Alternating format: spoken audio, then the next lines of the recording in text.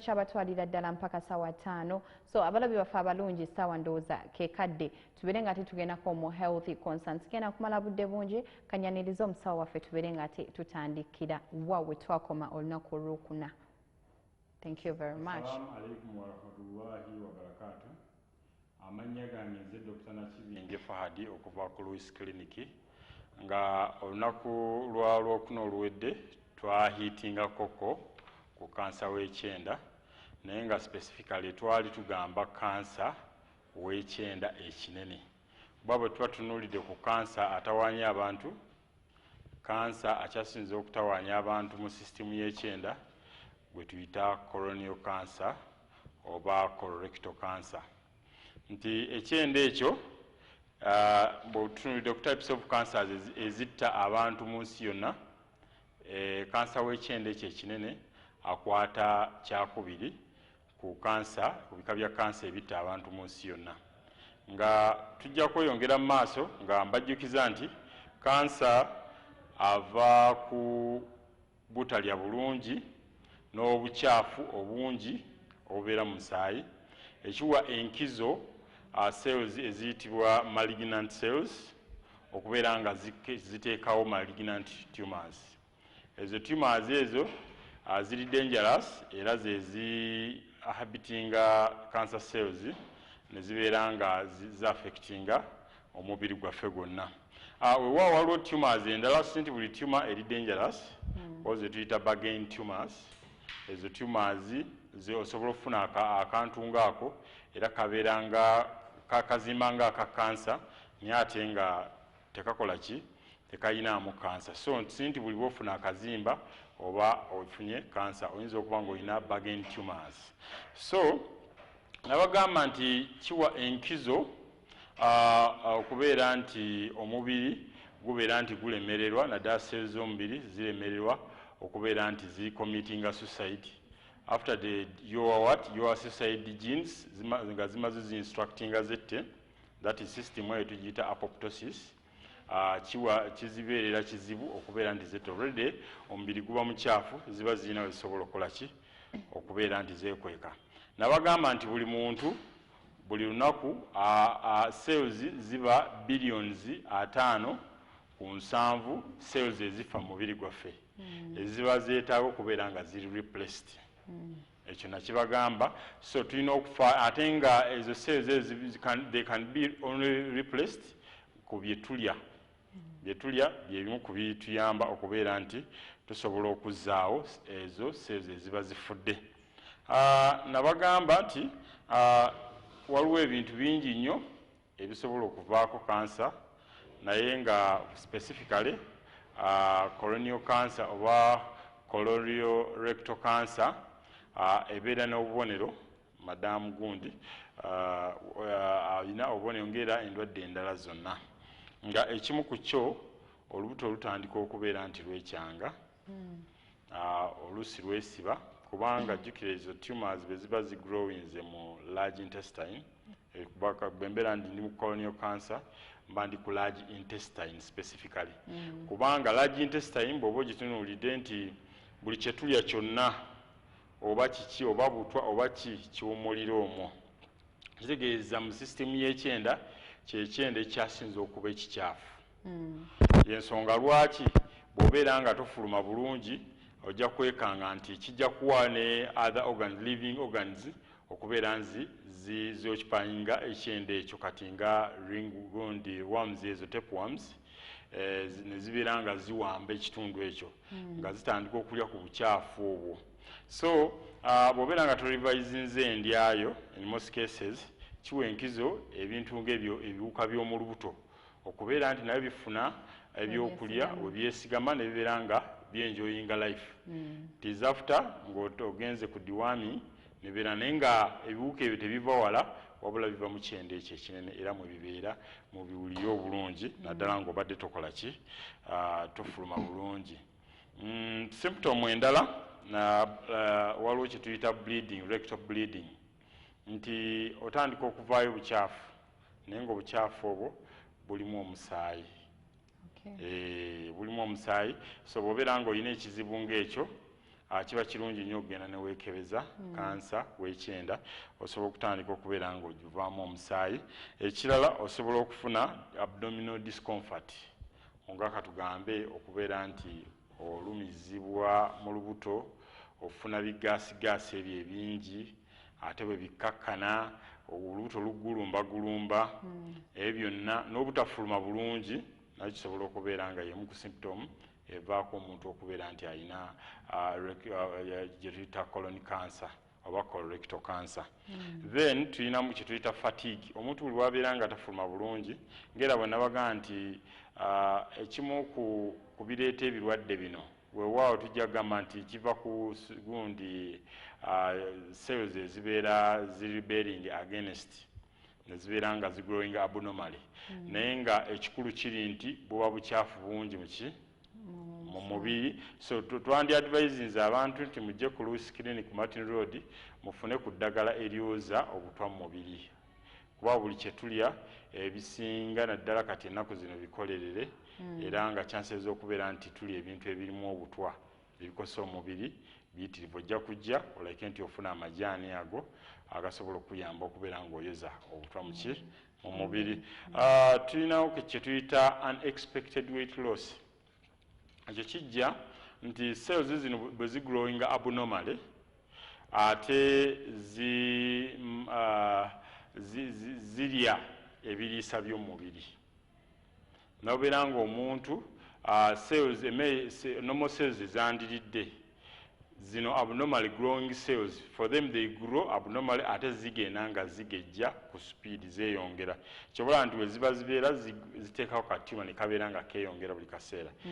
Zirya nnyo ebiriisa by'omubiri ate nga jjukira they are always identical to the normal cells lwansonga nti ziba zaava mu ziri ziryoka zidda mu zino lwakuba nti zino zo ziba zikula ku supiidi ate era buli kaliisa akaba kajja mubiri zikeezaako okulayika nti zizirya. So omubiri ne gubeera nga tegukyafuna kiriisa kikola kimala, kye tuyita malnourishment. Otandika okubeera nga becoming malnourished naddala ng'obadde olina kansa. Era mu abadde balina abalwadde ndowooza mutera okiraba nti omuntu waba alwadde kansa bambi nga tuvudde okugaa nti obulumi bungi naye agenda akola ki, aluzinga weight. Kyekibwa ekitabo kiri. Kakati ndowooza muwulidde omusawo tukyagezaako kubalaga some of the symptoms nti gw'oli eyo tonabagenda mu ddwaliro naye byonna byonna byayogedde olaba nga maybe buli kyayogedde kikukwatako.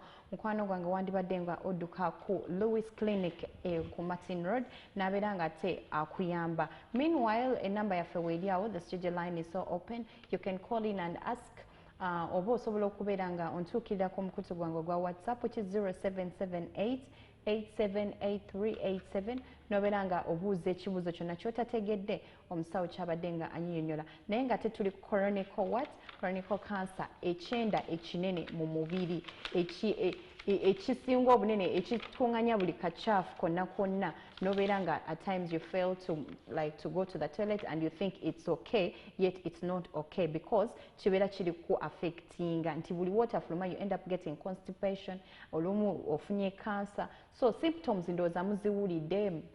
Katubeere nga tetugendako ku kintu ekirala tulabe in case olina ekibuuzo kyotategedde ku symptoms beera nga okuba essimu oba beera nga oweereza obubaka ku WhatsApp. Kakati mpozi ojja kumbuuza nti kansa oyo ava ku ki? All in all nabagamba nti kansa oyo ava mu butafuluma bulungi. Buli omubiri we gubeera nga gu instructingiddwa okubeera nga gufuluma obukyafu obwo ne bulemera mu mubiri. Obukyafu obwo buyingira mu musaayi, obukyafu obwo bwaffectinga ekibumba, obukyafu obwo bwaffectinga ensigo ne buaffectinga body immune system oba abasirikale abalwanyisa endwadde. Kakati nga ekimu ku causes twesanga nti ennaku zino tulya nnyo emmere eyo nga erimu amasavu mangi. Amasavu ago kye galina nti galinga bwenna aga butto, waliwo butto atali mulungi. For us in nutritionally, we always advise people to take olive oil or flaxseed oil. Wesanga nti amasavu ago gajjawo that mucus substance protecting ekyendo okubeera nga emmere tetuukako direct. Kibanga bw'onoolya ffene amasanda ga ffene bw'onoddira butto n'omukola ki n'omwesiiga n'akola ki. Kaakati no, that mucus substance is always removed by some of the bad cooking oils that are available. N'amasavu amangi ag'ebisolo ge tulya. Nobeera ng'olya amasavu mangi naye ate nga emmere erimu kye tuyita ebiguwaguwa ebiyamba okubeera nti ofuluma bulungi. Katugaye ng'akawunga. Akawunga in most cases tulya akawunga bakayita nambeemu. Nambeemu alimu butwa bwereere lwa nsonga nti akakuta kali akalina omugaso akalimu fiber kaba kajiddwako nga kaweereddwa ki enkoko. So oba more like okubeera ng'ofuna constipation. Kati kawunga ki akatuufu? Akawunga akatuufu keeko akasigadde kaakakuta. Ako kamugambu mukawankoko. Naye akakakuta ako ke kakyasinza okubeera ak'omugaso kubanga olya ate ofunamu bw'omala okufunamu ate era akakuta ako ke kayamba okwoza ki ekyenda. So mugezeeko nnyo okubeera nti mulya emmere erimu fiber. Mugezeeko okulya emmere erimu oba kye twayite ng'akampanizeeko fruits. Fruits sijja kugaa nti ogenda oguddire blend okuba juice aba tofunye fruits. Fruits ezo zennyini whole fruit erimu kye twayindise fiber. Bwe guba muyembe ebigoogwa ebyo nga nabyo byekoki kwebiri ebituyamba okubeera nti bituyamba okufuluma. Then n'emyaka nagyo givaako omuntu okufuna colorectal cancer. Naddala especially omuntu buli bw'ava ku myaka 5 okweyongera waggulu. Lwansonga nti myaka 5 ekyenda kiba kikoze emyaka ameka? 50. Kati myaka 50 in most cases nakyo kikoowa. So kyenva advising sitojja kuddira oddye jjajjaawo emyaka 7 emyaka 8 ate otandika omupika akawunga otandika omupika emiwogo. Ojja kuleeta obuzibu muki mu system ye nti system ye already eba emaze okukula. Kati gwe buli omu gajjajja emmere yabula lya mawogo oyo oba omuleetedde buzi kyovula nti oluusi baloota ne baloota abafu. Gundi namuloosi yanzijidde, gundi naloose nga nfudde. Omuntu buli bw'obeera nga tofuluma bulungi otandika n'okufuna agaloota ago bwe gatyo. Ye nabadde simanyi nti oba bunaakya n'okukya. Embeera eyo bajjajja mubalabye nnyo naye nga mubapiise emmere etabagasa wabula ebanafuya obwongo. Then ulcers, abantu abamu bagenda bagamba ulcers teziwona. Ulcers ziwona naye bw'ogaana okujjanjaba ulcers in most cases ofuna kansa w'ekyenda kuba ebbanga ebbwa buli werirwawo kiwa enkizo zino abnormally growing cells okujja okuwamba ekitundu ekyo. Owabadde amabwa nibo babeera nga tumors zitandika okugrowinga abnormal. Jjukira nti ulcers zibeera nnyo mu acidic environment nti omubiri gwaffe gulina acid gwe tuyita digestive acids. Ka digestive acids ezo buli bwe zigenda awo nazo zirina engeri gye zaaffectingamu okubeera nga ziwa enkizo cells okubeera nti zijja ne zigrowing abnormally. Then inactivity, that is ensiba mbagamba nti engeri ki omuntu gy'asobola okujja obutwa mu mubiri kwe kubeera nti akola exercises. Era ng'oyagala okufuluma obulungi naddala gwakyesiba ku mmere ekaluba gezaako okukola exercise. Ojja kuyamba ekyenda okubeera nti kimenyaamenya ki n'obutwa bujja kuba bubeera bukendeera. Then nayogera ku sigala, teri atakimanyi nti sigala butwa. Era n'abanywi ba sigala bakimanyi. Era ku kipaketi kyabwe kuteekako nti cigarette smoking kills. Kaakati ekyo kimukimanyi nti aleeta cancer, aleeta lung cancer, aleeta cancer of the larynx, cancer of the esophagus. Kwegamba obutwa bwa sigala tewali cancer gwe butakwatako. So ekyo kyomulina okimanya. Mpozi n'omwenge nabaga nti omwenge nagwo guleetera ddala kansa naddala omwenge waliwo emyenge giri katale egitali mirungi ewa waliwo emyenge abazungu gye barecommending okunywa naye all in all omwenge si mulungi naddala ku muntu owa wansi atasobola kwetuusaako omwenge gulimu kiriisa kimala. Then tulinawo era nabagambye emmere gye tulya in most cases naddala ekubwa naddala ebinyeebwa ebyuma ebyo bigenda biggwako bikaddiwa naye nga obuuma obwo bw'obuuza akozesa ekyuma ekyo nti obuuma buno bwavaako bwalagawa tasobola kubuulira kitegeeza nti obuuma obwo wabukola ki wabulya steel wire obwo naye aleeta obuzibu obwo so ezo those metals zireeta nnyo okubeera nti omuntu alwala kansa ow'ekyenda. Tulina okufumbira mu kaveera ali ajja kuŋŋa nti nze sifumbira mu kaveera naye mbikka ku ki mbikka kungulu. Wali ofumbisizza akadeeyo ako koŋŋamba nti obikka kungulu wali okafumbisizza omwaka mulamba n'okalabako era ka ending up kaweddemu amaanyi kagenda kagonda paka bwe kaggwa olumana n'okisuula naye olwedde obwo obutwa bwayingira mu mmere nekibeera nga kiviirako omuntu okubeera nti olwala kansa ennyabu. Wow, kati ndowooza muwulidde biki ebireeta kansa. Luli eri twabadde twogera ku symptoms ekintu oba signs eziraga nti no oyina kansa w'omukyenda. Kakati tubadde twogera ku bintu ebimu ebireeta kansa oyo w'omukyenda. You either avoid it bw'oba obadde okikola oba genda mu ddwaliro essaawa zino n'obeera nga weekebeza n'omanya oba obulwadde bwakukwata dda oba okyali ku safer side obeere nga ate ekintu ekimu oba ekirala obeera nga okyewala. Ebintu ebimu tujja neno netubeera nga tubyogerako abantu ne balowooza oyo katemba bannange obulamu bwo temwandibufudde katemba because obulamu tebakola ki tebabugula. There is no way you're going to buy life nti oba bwina spare nedda. Kakati ndowooza that is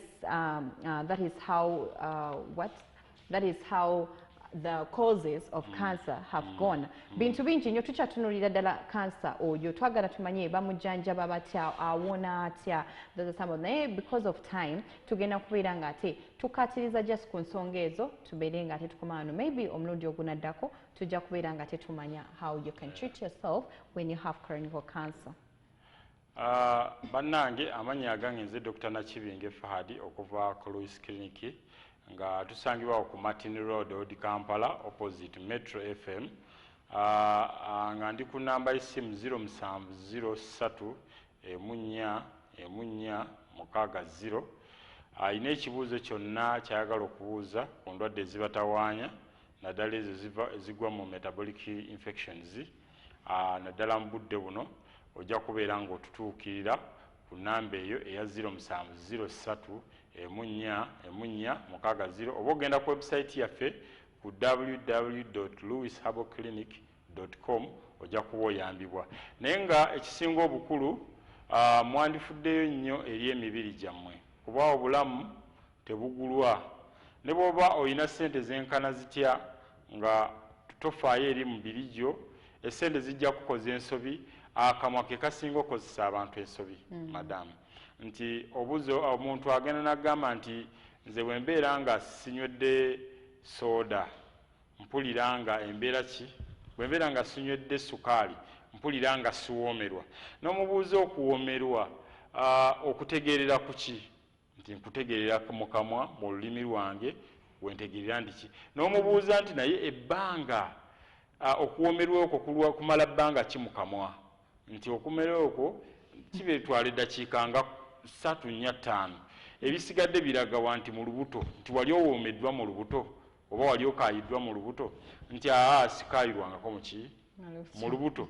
Kaakati nekitegeeza nti akamwa n'olulimi ebisinga okola ki okozesa ensobi so gondera akamwa ofune endwadde okitegedde oba kajeemere obeere mulamu so yeyo gundi gyenyinza obbagamba so gondera akamwa ofune endwadde oba okajeemere obeere mulamu kuba eno yo sisitimu eno eyawansi eyagala bintu bikaawa ebiwoomere bitono nnyo kubanga omubiri mulungi nnyo ne bw'oba omize otutte okukozeseza ebintu ebikaawa omubiri gusobola okukonvatinga ebikaawa ebyo into glucose so nandibagambye nti mbeere nga muli kiini ku bulamu bwammwe nga enamba y'essimu mbagambye ndi ku 0703 nga bampita Dr. Nakibinge okuva ku Louis Clinic neyanzige omulundi omulala olwokuna olujja tugenda kwogera ku kiva ku ky'olubuto okwesiba n'okumaliriza kansa w'ekyenda.